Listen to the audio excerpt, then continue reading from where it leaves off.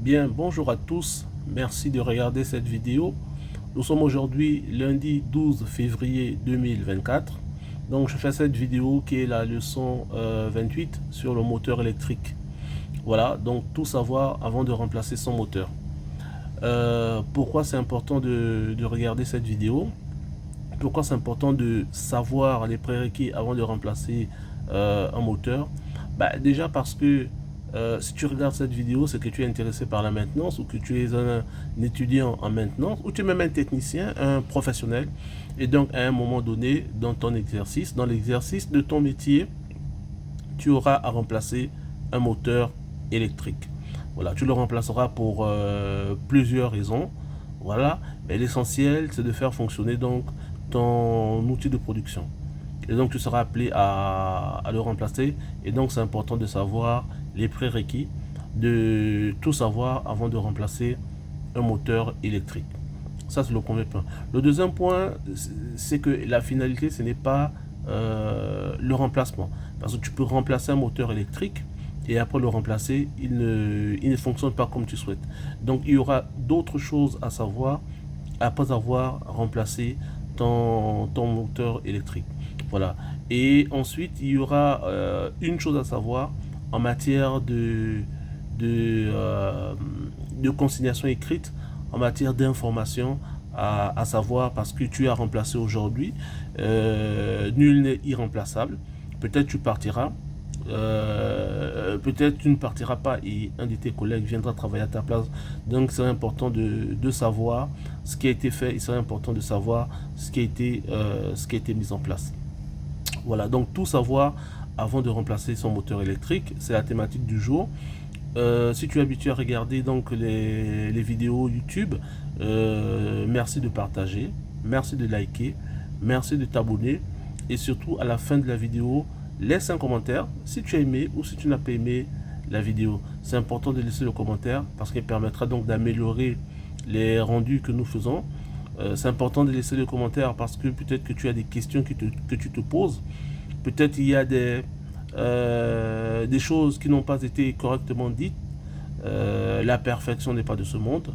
En matière d'enseignement, on ne peut pas tout dire comme on le souhaite. Il y a des choses qu'on dira bien, il y a des choses qu'on dira moins bien. Mais l'essentiel, c'est de retenir, c'est de retenir l'essentiel. Voilà, le plus important, c'est de retenir l'essentiel. C'est de retenir ce ce qui peut t'aider. Et s'il y a quelque chose qui n'a pas été dit, laisse un commentaire, pose une question et je me ferai le plaisir de te répondre.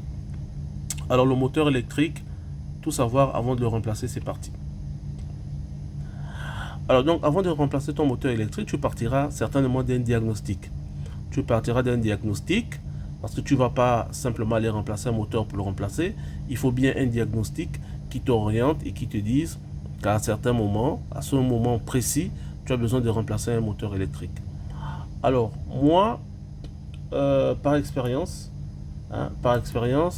euh, j'ai souvent été appelé à remplacer un moteur électrique de toutes les tailles. Bon, après, de toutes les tailles, de tous les gabarits, pas forcément, mais du moins, les moteurs électriques, que ce soit dans l'agroalimentaire, dans le pharmaceutique, voilà, c'est pas des gros moteurs en tant que tels, mais c'est des moteurs qui servent et qui permettent donc de véhiculer une énergie.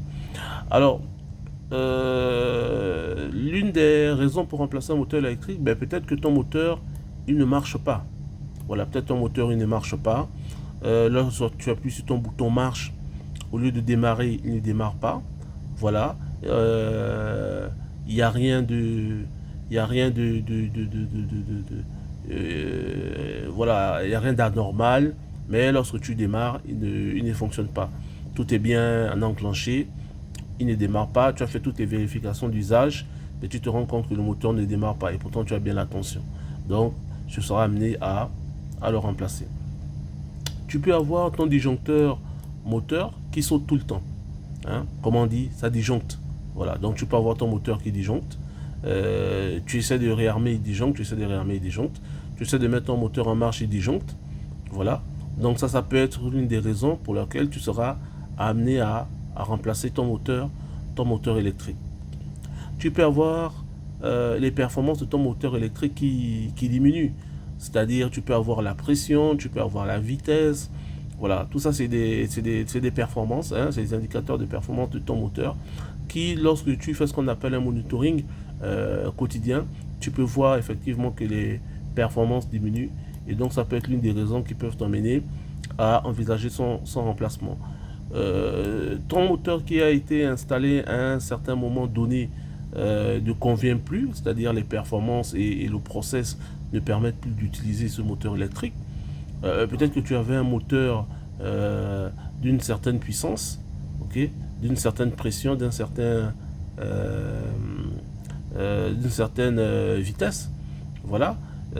Sauf que ton process a changé, il est peut-être devenu plus petit, il est peut-être devenu plus grand, et donc tu souhaites te remplacer par quelque chose de plus robuste ou de moins robuste. Voilà. Donc ton process, les conditions de ton process peuvent impacter tes équipements.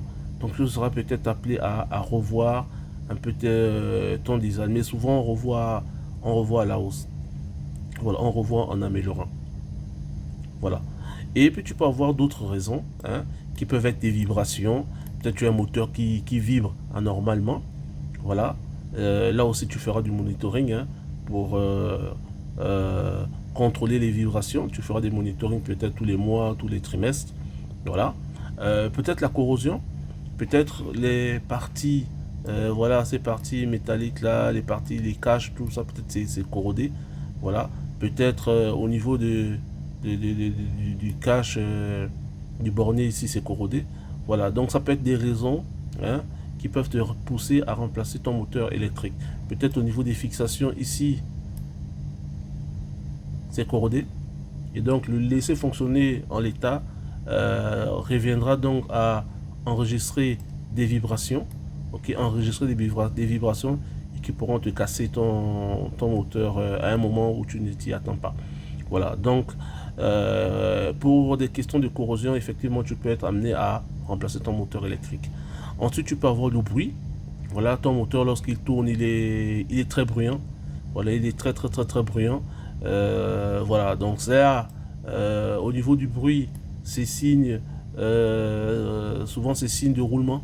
Voilà, les roulements qui sont HS, ou peut-être ton hélice ventilo derrière qui est fêlé, qui est plié, et donc en tournant il fait du bruit, il frotte, ok, et là tu seras amené à le remplacer. Si tu n'as pas la même hélice, tu seras amené à le remplacer.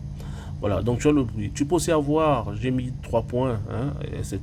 Tu peux avoir la température. Tu peux avoir une très haute température. Ton moteur chauffe anormalement. Il surchauffe lorsque tu touches le corps de pompe. C'est pour ça que je te conseille de souvent toucher le moteur électrique. Quand tu vas dans tes installations, il faut avoir l'habitude de toucher sur tous les moteurs. Hein, tu poses ta main, enfin tu tâtes, tu poses ta main légèrement pour ressentir la chaleur. Parce que le moteur vit, il a une certaine température. Voilà, et au fur et à mesure que tu seras en communion avec tes équipements, tu feras des températures variées, tu pourras ressentir une variation des températures normales. Voilà, et donc en mettant la main, tu pourras sentir que ton moteur chauffe anormalement. Et petit conseil, hein, si tu ne peux pas garder ta main sur un moteur électrique, sur ton moteur électrique pendant une seconde, faut savoir que tu es autour de 60 degrés. C'est voilà, c'est une petite astuce comme ça pour te situer en matière de température. Si tu ne peux pas garder ta main sur le moteur électrique pendant plus d'une seconde, c'est que tu es autour de 60 degrés en matière de température. Donc là, il faudra impérativement remplacer ton moteur électrique. Après, il peut y avoir d'autres raisons que je ne cite pas ici, mais là tu as les raisons les plus courantes. Voilà, tu as les raisons les plus courantes pour remplacer un moteur, pour remplacer ton moteur électrique.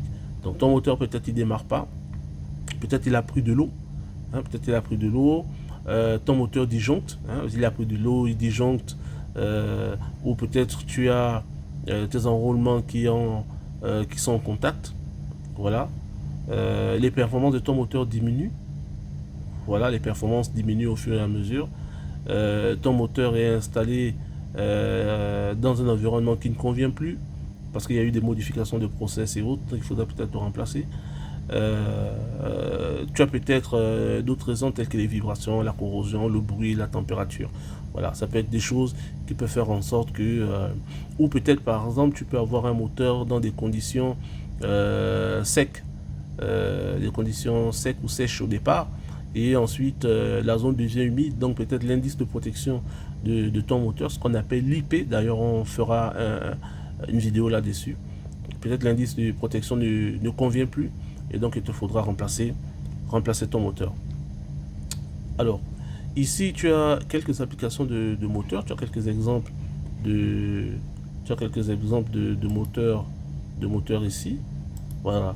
En général, ce que tu fais lorsque tu as un problème avec ton moteur, la première chose que tu le fais fonctionner, ben, s'il ne tourne pas, il te faudra dissocier, hein, il te faudra dissocier la partie électrique, si tu veux, la partie électrique de la partie mécanique.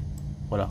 Parce que si ton moteur disjoncte, si ton moteur ne fonctionne pas, si ton moteur est bruyant, encore que s'il est bruyant, tu peux plus ou moins localiser le bruit, mais s'il disjoncte, surtout, s'il force un peu, s'il disjoncte, il te faut, la première chose, séparer la partie mécanique de la partie électrique. Voilà. Parce que peut-être tu peux avoir un corps étranger, un boulon ou une vis dans ton corps de pompe, qui peut donc se mettre au niveau des lobes, hein, de ta roue, et donc bloquer, ton moteur va forcer, va disjoncter. Voilà. Donc tu vas, c'est la même chose ici, hein, c'est la même chose ici. Donc tu vas séparer la partie mécanique de la partie électrique. Ok. Donc tu vas démonter cette partie, voilà, de telle sorte que tu auras ton moteur à part et tu auras ton corps de pompe à part. Donc tu auras deux parties. Et là tu pourras remettre ton moteur en service et voir s'il fonctionne. Voilà. Tu remets ton moteur en service pour voir quelle est la partie qui déconne. Ça peut être la partie moteur, ça peut être la partie pompe. Bien entendu, avant de faire ça, tu auras vérifié ta partie pompe, tu te seras rassuré qu'il n'y a pas de corps étranger. Et une fois démonté le moteur, ben, tu le mettras en service. Voilà. Si ton moteur tourne, fonctionne bien, c'est que ce n'est pas le moteur qui déconne, donc il faudra aller regarder un peu plus loin. Et si tu mets en service et qu'il disjoncte instantanément, à partir de là, sur le moteur, il faudra simplement le remplacer. Voilà. Ici, tu as un moteur monté sur un skid avec ici cette partie accouplement, ok, et ta partie pompe avec un réducteur. Donc la même chose, hein, si tu as un moteur qui disjoncte, ben, ce que tu fais, tu peux désaccoupler ici. Donc tu auras la partie mécanique et la partie électrique. Voilà. Et tu pourras tester la partie mécanique simplement en mettant en marche ton moteur. Si l'arbre tourne, c'est que ton problème vient de ta pompe ou de ton réducteur. Et si ton moteur ne tourne pas, c'est que le problème vient de ton moteur. Et donc tu devras le remplacer. Voilà. Donc ça c'est une façon d'investiguer. Après, avec l'expérience, tu pourras avoir d'autres techniques, d'autres approches. Peut-être le faire ne sera pas l'une des premières choses que tu feras. Ce sera peut-être la deuxième, la troisième, la dernière. Ce qu'il faut savoir, c'est qu'en matière d'investigation, en matière de maintenance, il n'y a pas forcément un ordre. Il n'y a pas forcément un ordre à suivre. Okay. C'est souvent l'expérience qui va te guider. Voilà, tu vas acquérir de l'expérience en sachant que si un moteur disjoncte, la première chose que j'ai à regarder, c'est ça. Si disjoncte, c'est ainsi de suite et ainsi de suite. Voilà. Tu pourras regarder peut-être le câble, peut-être aussi au niveau du câble, peut-être ce n'est pas le moteur, peut-être c'est le câble électrique qui est endommagé à un certain endroit. Donc il faudra regarder le câble. C'est aussi une chose que tu peux faire, hein. C'est-à-dire si ton moteur disjoncte, tu peux voilà, tu l'isoles de la partie mécanique, tu le testes. S'il disjoncte, ça ne veut pas forcément dire que c'est ton moteur électrique qui est défaillant. Donc ce que tu fais, tu peux débrancher, tu peux déconnecter le câble électrique et puis tu isoles les connexions. Voilà, tu peux isoler les connexions avec des wagos par exemple. Voilà, mettre un wago sur chaque terminaison de ton câble et tu essaies de remettre en service la ligne. Et si elle disjoncte, là tu peux te dire que c'est ton câble. Et bien entendu, tu peux tester ton moteur, tu peux avoir ton multimètre, tu testes ton moteur, on verra ça plus tard, tu contrôles les enroulements moteurs pour t'assurer que ton moteur n'est pas en cause. Voilà, il y a vraiment beaucoup de choses à dire autour du moteur électrique, hein, il y a vraiment beaucoup de choses à dire. Ben, c'est surtout de par l'expérience, hein, que tu emmagasineras donc des techniques, okay, qui te permettront en moins d'un certain temps de pouvoir intervenir. Voilà. Alors donc, comment choisir son moteur électrique? Ici, on part d'un exemple. Hein, voilà. On a un moteur, hein, qu'on appelle moteur M11, d'un convoyeur à bande ici, dont la puissance est de 1,3 kg. Puissance 1,3 kg. La rotation de vitesse 1350 tours minute. L'intensité 4.1.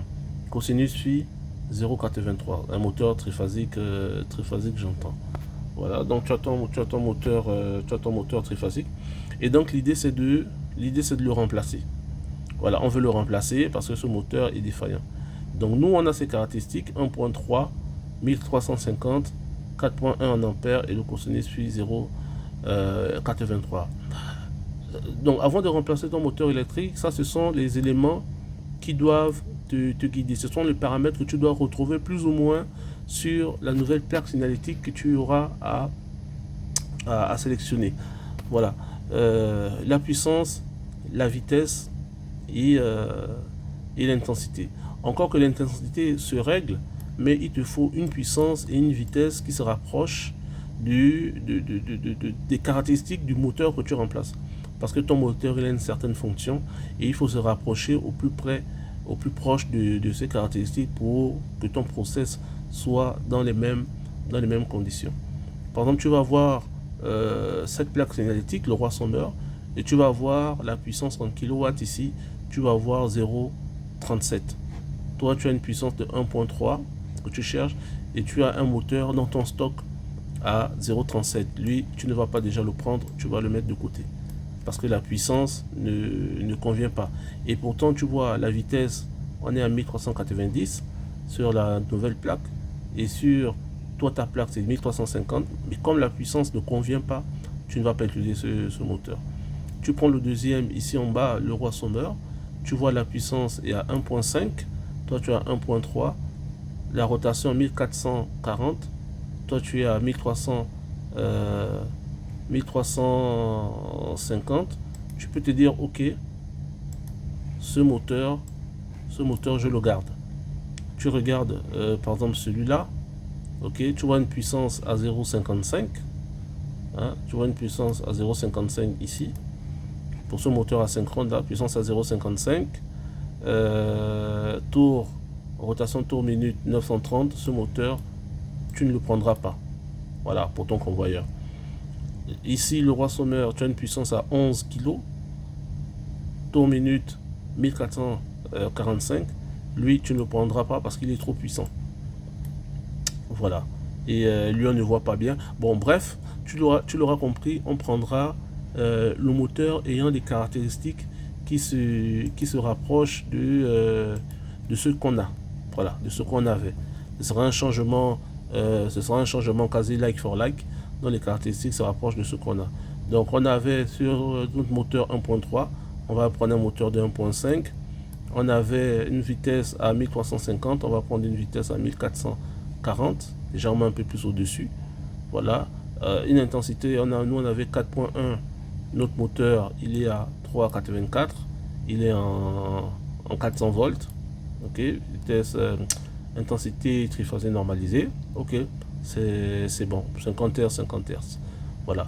Donc, ce sera cette plaque signalétique qu'on prendra, ce sera ce moteur qu'on prendra pour mettre en lieu et place de notre moteur M11 convoyeur à bande qui est défaillant. Donc, voilà un peu comment est-ce qu'on fait.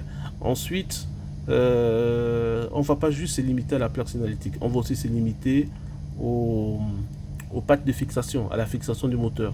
Comment est-ce qu'on le fixe? Est-ce qu'il répond aux exigences en matière de fixation et autres? Donc ça aussi on va regarder. Après, s'il ne répond pas et que tu as un petit atelier Voilà, tu peux faire rapidement fabriquer des supports de fixation pour pouvoir adapter à la position. Voilà. Dans l'idéal, il serait bien d'avoir un moteur qui convient avec les fixations qui conviennent. Voilà, n'est pas oublié lorsque tu auras remplacé ton moteur, hein, parce que tu vois qu'on passe d'une intensité de 4.1 à une intensité de 3,84. Donc n'est pas oublié ici de venir régler, ok, très important, de venir régler l'intensité, ok, de venir régler l'intensité, voilà, de régler l'intensité à 3,84, environ 4. Bon, après, on avait une intensité supérieure, on a un moteur avec une intensité inférieure, on peut la garder, mais imagine si ça aurait été l'inverse. Voilà, imagine, on aurait un premier moteur à une intensité à 3,8 et on passe sur une intensité à 4,5 par exemple. À partir de là, vu qu'on a pris un moteur ayant une intensité supérieure, il faut venir régler le thermique et se rapprocher de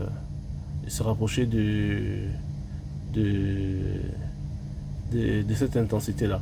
En général, il y a une règle qui dit on prend ITH, tu prends ITH sur la plaque signalétique et tu multiplies par 1,1. Voilà, si tu multiplies par 1,1, tu vas trouver l'intensité à régler sur ton relais thermique. Et donc tu vas la régler ici, tu vas la régler là. Alors donc ne pas oublier, après avoir remplacé votre moteur, de procéder au réglage du thermique, hein, au réglage de l'intensité du courant, ITH. Voilà. Donc vous allez venir régler votre intensité ici, au niveau de la molette. Vous allez venir la régler. Il y a une formule assez simple. Après vous pourrez surligneur. Voilà, il y a une formule simple, hein. Donc vous réglez le thermique ici. Là c'est pour le relais thermique. Pour le disjoncteur moteur, vous le réglez là. Et pour le variateur, il faut le régler à l'intérieur. Donc il faut programmer. Donc ITH. Voilà. ITH, intensité thermique.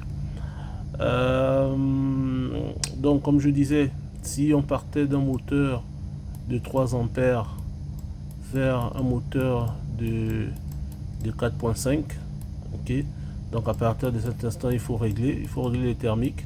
Et vous avez une formule simple si vous voulez savoir à quel courant le régler. Il y a une formule qui dit ITH égale à l'intensité, hein, intensité nominale multipliée par 1,1. Voilà. Donc si vous avez 4,5 sur votre plaque signalétique, vous multipliez par 1,1 et vous trouverez donc le courant qu'il vous faut.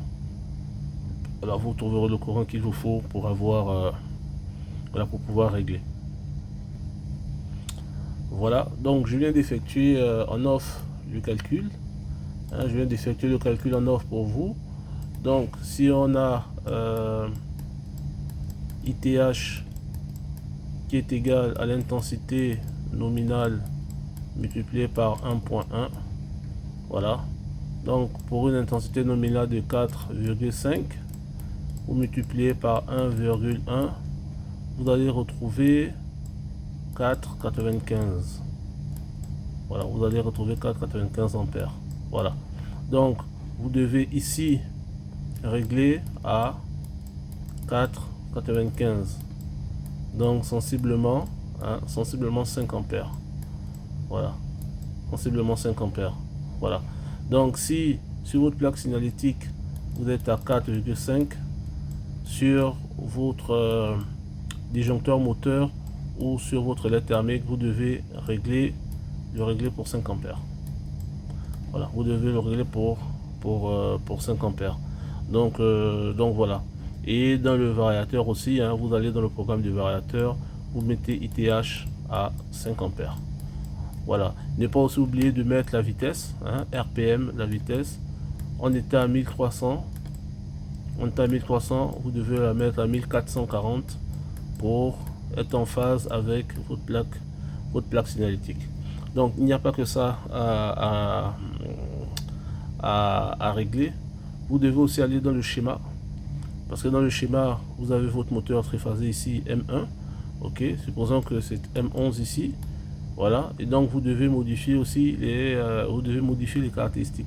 Souvent on a la puissance, on a les données de la puissance, de l'intensité, de la vitesse, voilà. Donc si c'est marqué, il ne faut pas oublier de venir modifier votre schéma pour que ce soit conforme à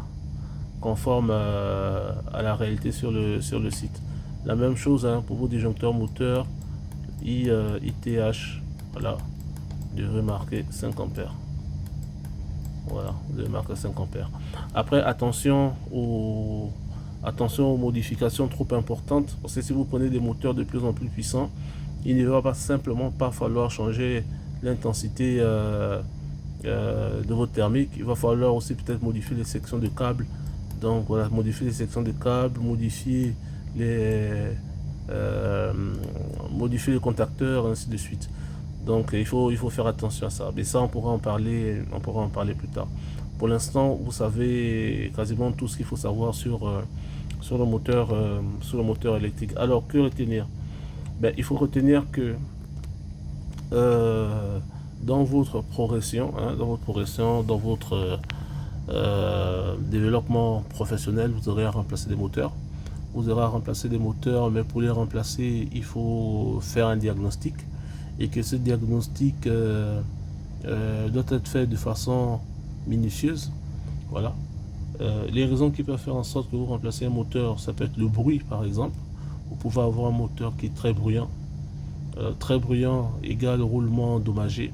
Donc il faut peut-être pas remplacer le moteur, mais remplacer les roulements. Après, peut-être roulement plus arbre voilé. Donc il faudra remplacer le moteur et peut-être rectifier l'arbre. Vous pouvez avoir des vibrations. Voilà, des vibrations parce que les pattes de votre moteur sont cassées ou par la corrosion. Donc il faut remplacer le moteur, peut-être refaire les pattes ou le jeter. Vous pouvez avoir la corrosion sous le corps même de votre moteur. Si vous fonctionnez près d'air marin, donc voilà. Vous pouvez avoir aussi votre moteur qui disjoncte, donc il disjoncte de façon récurrente, il faudra le remplacer. Pour avoir un moteur qui ne démarre pas, voilà, vous mettez en marche, rien ne se passe, il a peut-être pris de l'eau, il disjoncte pas mais il ne démarre pas, donc là vous pouvez le remplacer. Et vous avez aussi le fait d'avoir modifié votre process. Le fait d'avoir modifié votre process en ajoutant d'autres équipements peut faire en sorte que les équipements anciens soient sous-dimensionnés et il faut donc les remplacer. Voilà, donc là vous avez quelques raisons. Après on a vu que pour remplacer un moteur, il faut capturer les paramètres essentiels, hein, qui sont la puissance, l'intensité thermique, déjà la tension et puis la vitesse, ne fût-ce que ça. Ok, et remplacé par un moteur qui se rapproche au plus proche de ces paramètres là, en commençant par la puissance. Voilà. Ensuite, qu'est-ce qu'on peut dire? On peut retenir que si on a un moteur similaire en matière de puissance et que la vitesse change, on peut adapter. On peut adapter en mettant peut-être un variateur, ok, pour gérer la vitesse. Si l'intensité est plus ou moins différente, on peut utiliser et on s'assure de régler au niveau de l'intensité thermique. Voilà. Après, en matière de changement, on avait aussi dit qu'on peut changer si les performances donc, du moteur diminuent. Donc là, il faut faire un monitoring, il faut faire un suivi pour s'assurer donc des paramètres. Et là, c'est le rôle vraiment de l'ingénieur méthode, c'est le rôle des ingénieurs de s'assurer que les paramètres au quotidien soient les mêmes, plus ou moins les mêmes.